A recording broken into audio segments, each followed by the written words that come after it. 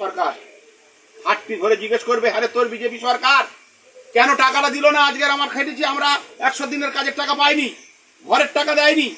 সেই টাকা আমার দিদি বলেছে আমি ডিসেম্বর মাস থেকে ঘরের টাকা দেবো। ঘর সম্পর্কে বাবু বলছিল, ঘর সম্পর্কে আপনাদের তথ্যটা জানিয়ে দিই। যাদের লিস্টে নাম আছে সে যদি 2 তলা ঘরও হয় আর তৃণমূলের যদি কর্মী থাকে ঝান্ডা ধরে ঘরে, সে ঘরটি পাবে।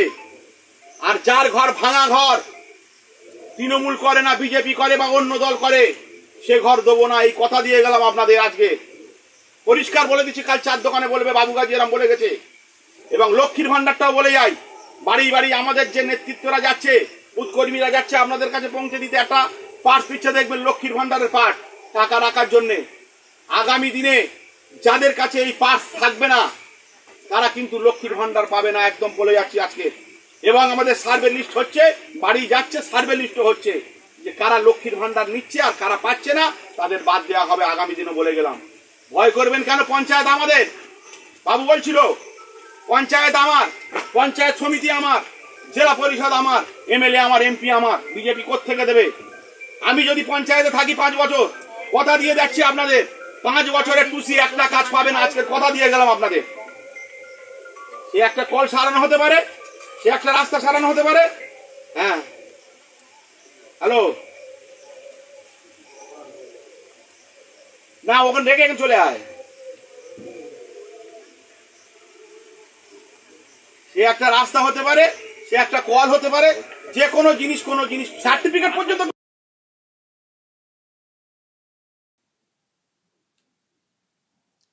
বাপ রে বাপ, কি দাপট! দর্শক, এই ভিডিও ভাইরাল হয়েছে, যেটা সোশ্যাল মিডিয়া দাবি করছে এনার নাম হচ্ছে বাবু গাজী, জয়নগর 1 নম্বর ব্লকের শ্রীপুর পঞ্চায়েত ওখানকার। এনারই নাকি ওখানে রাজ চলে। বাবু গাজী, শুনলেন দর্শক কথাগুলো? কাজ করেছি, বিজেপি সরকার কেন টাকা দিচ্ছে না? কেন টাকা দিচ্ছে না জানেন না? কেন টাকা দিচ্ছে না বিজেপির সরকার, কেন্দ্রীয় সরকার? টাকা যে চুরি হয়েছে, টাকার যে হিসেব নেই। কাজ হয়েছে বলা হয়েছে, কোথায় কাজ হয়েছে খুঁজে পাওয়া যাচ্ছে না। পুকুর কাটা হয়েছে, পুকুরের অস্তিত্ব নেই। এনকোয়ারি করতে গিয়ে দেখা গেছে নদীর ভিতরে পুকুর কাটানো হয়েছে, নদীর ভিতরে পুকুর কাটানো হয়েছে। নদীর ভিতরে কখনো কেউ পুকুর কাটে? বলা হয়েছে নতুন পুকুর কাটা হয়েছে, দেখা গেছে নতুন পুকুর না, অনেক জায়গাতে ওই পুরনো পুকুরকেই একটু সংস্কার করে দেওয়া হয়েছে, বলা হয়েছে নতুন পুকুর বলে লাখ লাখ টাকা উঠে গেছে। রাস্তা হয়েছে, বলা হয়েছে নতুন রাস্তা, দেখা গেছে নতুন রাস্তা নয়, ওই পুরনো রাস্তায় দুদিকে 2 ঝাড়া করে মাটি ফেলে দিয়ে বলা হয়েছে নতুন রাস্তা। টাকা যে চুরি হয়েছে, যেভাবে টাকা এসছে সেই অনুযায়ী তো কাজ হয়নি। চুরি তো ধরা পড়ে গেছে, অনেক তো রিপোর্ট সামনে এসছে। আপনার দিদি হয়তো অস্বীকার করতে পারেন, কিন্তু অনেক রিপোর্ট সামনে এসছে, আমরাও তো রিপোর্ট দেখিয়েছি। তো টাকা কি একবারে নাকি হিসেব দেব না, কিছু করব না, লুটপাট করব আর কেন্দ্র শুধু টাকা দিয়ে যাবে? কেন্দ্রকে হিসেব রাখতে হবে না বুঝি? আপনাদের মতো তো কেন্দ্রীয় সরকারটা তো নয় যে যা খুশি করে যাব। কেন্দ্রীয় সরকারকে ভাবতে হচ্ছে যে এই টাকার হিসেব আগামী প্রজন্মকেও দিতে হবে, সুতরাং সব হিসেব রাখতে হবে। সব হিসেব রাখতে গিয়েই যখন আপনাদের হিসেব মিলছে না, তখনই কেন্দ্রের সেই ক্ষমতা আছে, আইন আছে। অবশ্য এই আইনটা এই বিজেপি সরকার তৈরি করেনি। এই অনিয়ম কোথাও কিছু হলে আটকে দেওয়া, এটা আগের সরকার, ইউপিএ সরকার ঠিক করেছিল। সেই আইন আটকে রেখে দিয়েছে। জানেন না টাকা চুরি হয়েছে? জানেন না? খোঁজ নিলে তো আপনাদের এলাকার লোকও অনেকে বলবেন যে দেখুন এই হচ্ছে বোর্ড, আর কাজ দেখুন, এই মানে বোর্ড একটা টাঙিয়ে দিচ্ছে, এই কাজ হয়েছে, আর দেখা যাবে হয়তো কাজই সেই মতো করে হয়নি। এবং আরো অন্যান্য জায়গাতে তো হয়েছে। ফলে গোটা রাজ্য জুড়ে যখন এই ধরনের দুর্নীতি হয়েছে, শুধু 1 নম্বর হতে হবে। 1 নম্বরে জব কার্ডের কাজের দিক দিয়ে 1 নম্বরে, শুধু টাকা উঠে গেছে 1 নম্বরে। শুধু ওই সংখ্যা দেখিয়ে দেওয়া হয়েছে, কতজন কতদিন কাজ করেছেন করে 1 নম্বরে দেখা গেল। ওই মানে 1 নম্বরে দেখিয়ে টাকা সব তুলে নেওয়া হয়েছে, কিন্তু কাজটা হয়নি। পেমেন্টের দিক দিয়ে 1 নম্বরে, মানে কতজনের অ্যাকাউন্টে টাকা ঢুকবে আর কি, সেটা দেখিয়ে বলা হচ্ছে দেখুন আমরা জব কার্ডের কাজে 1 নম্বরে। বলতেন না দিদিমণি, মানে কত লেবার কাজ করেছেন সেই সংখ্যাতে 1 নম্বরে দেখানো হচ্ছে। শুধু টাকা তুলে নাও, ভুয়ো নামে এই নামে টাকা তুলে নাও, নিয়ে 1 নম্বর দেখিয়ে দাও, এত লোককে আমরা কাজ দিয়েছি। দেখা গেল কাজটাই হয়নি, টাকা উঠে গেছে, কাজটাই হয়নি। শুধু লুটে খাও, কাজ করবো না, অন্য তো কাজ কাম নেই, জব কার্ডের নাম করে শুধু লুটে খাও। তো লুটে খেতে গিয়ে যারা সত্যিই কাজ করতেন তারা সর্বনাশের মুখে পড়ে গেছেন। এই যে কাজ বন্ধ রয়েছে, তারা কাজ পেতেন, তারা কাজ পাচ্ছেন না। আর দিদিমণি শুধু বলে যাচ্ছেন আমরা তো কাজ দিয়েছি, কত দিনের কাজ দিয়েছেন বলে দেখবেন দিদিমণি খুব চিৎকার করেন। আচ্ছা বলুন তো দর্শক, আপনারা কাজ পেয়েছেন? যারা জব কার্ডের কাজ করেন আপনারা কাজ পেয়েছেন? উনি যে ফুটানি মেরে যাচ্ছেন আমরা এত লোককে কাজ দিয়েছি আমাদের রাজ্যের তরফ থেকে, কাজ পেয়েছেন আপনারা? কতজন কাজ পেয়েছেন বলুন তো? সেই কাজ বন্ধ হওয়ার পরে কতজন আপনারা আলাদা করে কাজ পেয়েছেন, তারা আলাদা করে পেমেন্ট পেয়েছেন? যে পেমেন্টে একটা দেওয়া হয়েছে ওই ভর্তুকি দান ছত্রের মতো করে, সেটা কেন্দ্রের টাকা বাকি বলে দেওয়া হয়েছে। তাও তো যারা কাজ করেন শুনেছি তাদেরও নাকি সব অ্যাকাউন্টে টাকা ঢুকে গেছে, ওখানেও লুটপাট হয়েছে, ওটাও তদন্ত করলে ও একটা বড় ফ্রড ধরা পড়বে। তো সেখানে আপনার এই যে বলছেন কাজ দিচ্ছি, আমরা কাজ দিয়েছি, কোথায় ওনারা কোথায় কাজ দিয়েছেন? আমি দেখতে পাচ্ছি না যে ওনারা কেউ কোথাও কাজ দিয়েছে রাজ্য সরকার তরফ থেকে। তাহলে তো মানুষজন তো কাজ করতেন, তাহলে তো বসে থাকতেন না।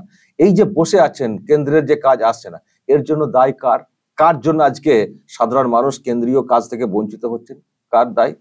না লুটপাট হবে, না বেনামে টাকা উঠবে, না আত্মসাৎ হবে, না ধরা পড়বে। সেই জন্য পুরো প্রজেক্ট আটকে গেছে। বাংলার ক্ষতি, বাংলার মানুষের ক্ষতি। এর জন্য কেন্দ্রের দোষ, কেন্দ্র দিচ্ছে না, এইসব বললে তো হবে না, এসব আজেবাজে কথা বললে হবে না। মানুষ বুঝতে শিখেছেন যে কি জন্য টাকাটা আটকে রয়েছে, সেটা মানুষ বুঝতে শিখেছেন। আপনারা হিসেব দেবেন না, এখনো বলে যাচ্ছেন, এখনো আপনারা গাজোয়ারি করে যাচ্ছেন। তো এগুলো মানুষ বোঝেন না, উল্টোপাল্টা বোঝালে হয়ে গেল। এবং দর্শক কি শুনলেন ওনার বক্তব্য?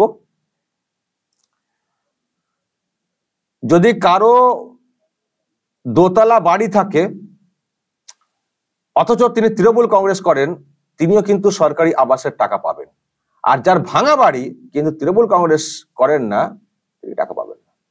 ভাবুন, যেটা নিয়ে এত গন্ডগোল, অনেকের বিল্ডিং আছে, এই আছে, তা সত্ত্বেও তাকে জব কার্ডের টাকা দিয়ে দেওয়া হয়েছে। এই যে একটা অভিযোগ উঠেছিল না, যার দোতলা বিল্ডিং তাকে জব কার্ডের টাকা দিয়ে দেওয়া হয়েছে, যিনি গরিব মানুষ তাকে দেওয়া হয়নি। তো এখন তো পরিষ্কার ইনাদের যে ফর্মুলা সেটা কি, সেটা এখন পরিষ্কার। ঝান্ডা ধরলে তবে পাবে, সে দোতলা হোক, তিনতলা হোক, যাই হোক, ঝান্ডা ধরলে তবে পাবে, ঝান্ডা না ধরলে পাবে না। তো সেই ফর্মুলাতে কাজ হয়েছে গ্রাম অঞ্চলে। সেই জন্যই তো ওই এনকোয়ারি রিপোর্টে তো ওটা উঠে এসছে যে অনেকের বিল্ডিং আছে, পয়সা আছে, তাও তারা সরকারি আবাসের টাকা নিয়েছেন, পেয়েছেন। এই তো নেতাদের তো ফর্মুলা। ইনারাই তো গ্রামে গ্রামে সব লিস্ট করেন, নিচে যারা আছেন তারাই তো লিস্ট করেন। তো যদি এনাদের ফর্মুলা এটা হয় যে ঝান্ডা ধরলে দুতলা বাড়ি থাক, তিনতলা বাড়ি থাক, টাকা পাবেন, আর ঝান্ডা না ধরলে ভাঙা হোক, বেড়ার বাড়ি হোক, ভেঙে পড়া হোক, জল পড়া বাড়ি হোক, পাবেন না। তাহলে তো জিনিসটা তো এটাই হবে। তার মানে এটা তো প্রমাণ হচ্ছে যে তার কিভাবে কেন্দ্রীয় আবাসের টাকা লুট হয়েছে। যাদের দরকার তারা পাননি, যাদের বাড়ি আছে, পাকা বাড়ি, তারা পেয়েছেন। তো কি করে সবার পাকা ছাদ হবে বলুন তো দর্শক? এই যে আবার অভিষেক এখন বলছেন, শুনছেন তো আপনারা, যে মোদিজি বলেছিলেন অমুক সালের মধ্যে সবার পাকা বাড়ি হয়ে যাবে। হয়েছে? কি করে হবে?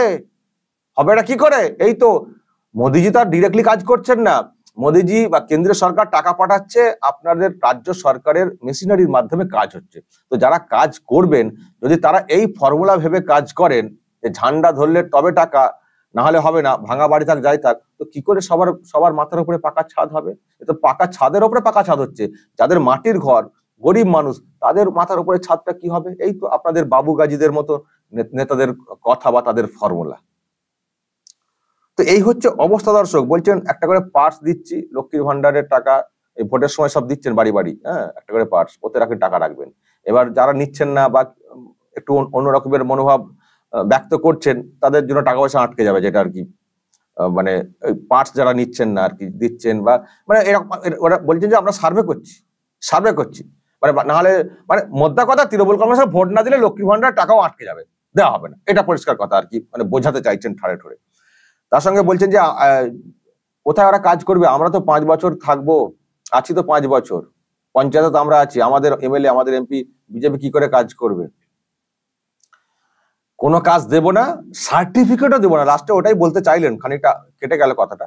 সার্টিফিকেটও পাওয়া যাবে না। ভাবুন দর্শক, সার্টিফিকেটও দেবেন না বলছে তৃণমূল না করলে। সার্টিফিকেট বলতে কি, ওই যে সব নানান সব সার্টিফিকেট, ওখানেও তো পয়সা ছাড়া হয় না বলে অনেকে বলে থাকেন। তো বলছেন যে সার্টিফিকেট দেবো না। ওবিসি সার্টিফিকেট তো জানেন তো ভোগে চলে গেছে এইসবের জন্য। আবার কি সার্টিফিকেট, আরো সব সার্টিফিকেট আছে না, তো সেগুলো বলছেন যে দেব না। ওবিসি সার্টিফিকেটের ক্ষেত্রে পঞ্চায়েতের একটা কিছু লাগে টাকে আর কি, ওয়ারিশান ইত্যাদি সব লাগে না, মানে বুঝতে পারছেন, মানে কোনো সার্টিফিকেট দেবে না। ওবিসি ছেড়ে দিন, অন্যান্য যেসব লাগে পঞ্চায়েতে যেতে লাগে তো লোকাল পঞ্চায়েতের, বলছেন যে সেগুলোও দেবো না ঝান্ডা না ধরলে। ভাবুন দর্শক, তাহলে এরা কারা? আর বলছেন আমরা তো আছি পঞ্চায়েতে 5 বছর, কি করে বিজেপি কাজ করবে, অমুকজন কাজ করবে। যদি এই লোকসভা নির্বাচনে রেজাল্টটা একটু উল্টো দিকে ইঙ্গিত দিয়ে দেয়, 22-এর নিচে যদি তৃণমূল কংগ্রেস নেমে যায়, ওই 5 বছর আছি বলছেন, পঞ্চায়েত থাকলেও 5 বছর আপনি কোথায় থাকবেন, আমি শুধু সেটা ভাবছি। খুব তো ফুটানি মারছেন এলাকায় গিয়ে। দর্শক, আমি তো খুব বেশি চিনি না, আরো আপনারা যারা চেনেন এই ব্যক্তিকে একটু ডিটেলস লিখবেন কমেন্টে বা আমাকে হোয়াটসঅ্যাপে। যদি রেজাল্ট একটু উল্টো দিকে ইঙ্গিত দিয়ে দেয়, এই ব্যক্তির ফুটানি কোথায় থাকে সেটাও দেখবো আগামী দিনে। যতই পঞ্চায়েতে বসে থাকুন, ক্ষমতাতে যতই থাকুন, যদি লোকসভার ভোটের রেজাল্ট 22-এর নিচে নেমে যায়, যদি ইঙ্গিত পরিষ্কার হয়ে যায় এই সরকার যাচ্ছে, দেখবেন রেজাল্ট যখন ঘোষণা হবে তারপর থেকেই এই ব্যক্তিকে খুঁজে পাওয়া যাচ্ছে কিনা। কারণ এই যে বক্তব্য উনি দিয়েছেন, এটা সোশ্যাল মিডিয়াতে ভাইরাল হয়ে গেছে, আমার কাছেও এসছে, আমিও দেখাচ্ছি, আরো অনেকে দেখলেন, নিশ্চয়ই এটা সেভ করা থাকবে। শুধু রেজাল্ট উল্টানোর অপেক্ষা, তারপর যে ওনার কি হবে আমি শুধু ভাবছি। আর এইসব লোকেদের, মানে যদি সেরকম অবস্থা আসে, এইসব লোকেদের যা মতিগতি, যা ব্যবহার এবং যে কাণ্ড ঘটিয়েছেন, তদন্ত করলে হয়তো অনেক কিছু ধরা পড়ে যাবে। এইসব লোকেদেরকে না পলিটিক্যালি উল্টো করে লটকে দিতে হবে, উল্টো করে লটকে দিতে হবে, না হলে সিধে হবে না। যেটা ওই বলছেন না অমিত শাহ, উল্টো করে লটকে দেওয়া, উল্টো করে লটকে দিতে হবে, না হলে সিধে হবে না। তবে হবে যা করছেন, যা নজির তৈরি করছেন, মানুষের মনের মধ্যে যে ক্ষোভ তৈরি করছেন, এদের ভবিষ্যৎ কিন্তু অন্ধকার। নিজেও ভুগবেন, গোটা পরিবার ভুগবে। আমি এখন থেকে বলে রাখছি, দেখবেন কি হাল হয়। অতিবার মানে বাড়া ভালো, অতিবার বাড়া ভালো না। দর্শক কি বলবেন? যদি এইসব নিয়ে আপনাদের কিছু বলার থাকে অবশ্যই বলবেন, কমেন্ট বক্সে নজর রাখবেন আরামবাগ টিভিতে।